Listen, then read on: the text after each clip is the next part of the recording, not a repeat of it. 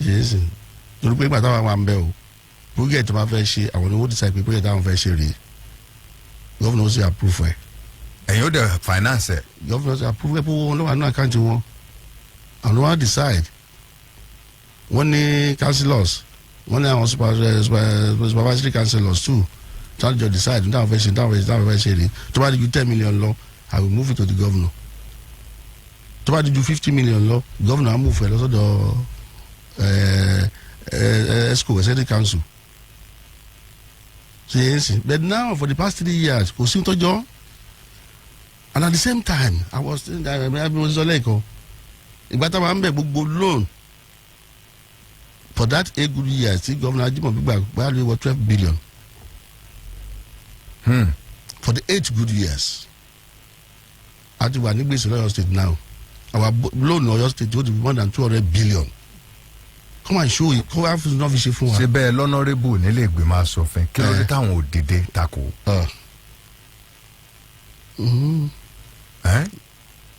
ìkankan náà. ìkankan náà ni wọ́n. recently níjẹta wọ́n tún approve 10.3 or 10 point something billion fún renovation of the junction wọ́n ní di àpẹ UI ibi lóṣì kẹta. ẹ bá ń súnmọ́ bíbí máìkì ẹ̀. ibi lóṣì kẹta 10.3 billion pé ẹ fẹ́ ṣe renovation of the junction billion that means pé junction kan máa cost wọn ní 3.1 billion that 3.1 billion alone how many classroom ló lè kọ́ Oyo State junction ni o kò ṣe bridge o bóyá wọ́n fẹ́ ṣe bridge o 3.1 billion wọn làwọn ṣe kàn sí gate ọ̀kan níbi ìdí àpẹ́ níbi civic center then the UI 3.1 billion that's a lot of money per junction àwọn àgbẹ̀kọ̀ for less than 3 years àti ní about 200 billion loan tí Ajímọ̀bí bá gbà bẹ́ẹ̀ ńgbà táwọn wà ń bẹ̀ kí wọ́n máa dé bá. That is why we need experienced politicians like Governor or Senator Teslim Folarin to come and take over. Governor Seyi Makinde is a businessman. Is our governor? He's a businessman. I stand to be challenged. So Olokoowo ni wọ́n.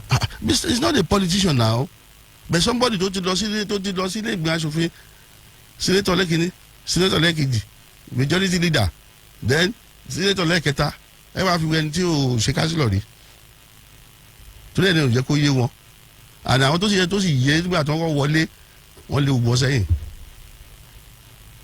ṣe ọdún sáà kan tó mọ̀ sọ there are so many okay let me give another example ẹ wo street light yẹn those are the template of Governor Abiola Ajimobi template ta sílẹ̀ ni but ìwé ìṣẹ́ bá ṣe fẹ́ ṣe nìyẹn solar la fẹ́ lò àwọn wa lọ ń lo diesel which is almost 1,000 naira now per litre àwọn yẹn bẹ̀rẹ̀ sí complain diesel ti jẹ́ lẹ́yìn ayé ní Nàìjíríà I live in a developed country solar lẹ́yìn kó máa power street light tà ní sọkọ́bọ̀ àwọn yẹn wá ń complain lórí diesel wọ́n ti tẹ̀yẹ̀ sí gas èdè ní gas $900 àbí 900 naira per litre kí ni ìyàtọ̀ kí lè fà ní èjì that one is a recurrent expenditure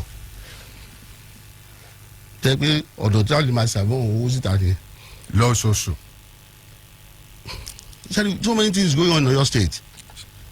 tó bá ní rọ́ọ̀mù pa tó bá fẹ́ challenge I stand to be challenged kájọ pàdé kágbé analysis àkóso fún wa bó ṣe ná almost 200 and something billion. gẹ́gẹ́ bí loan.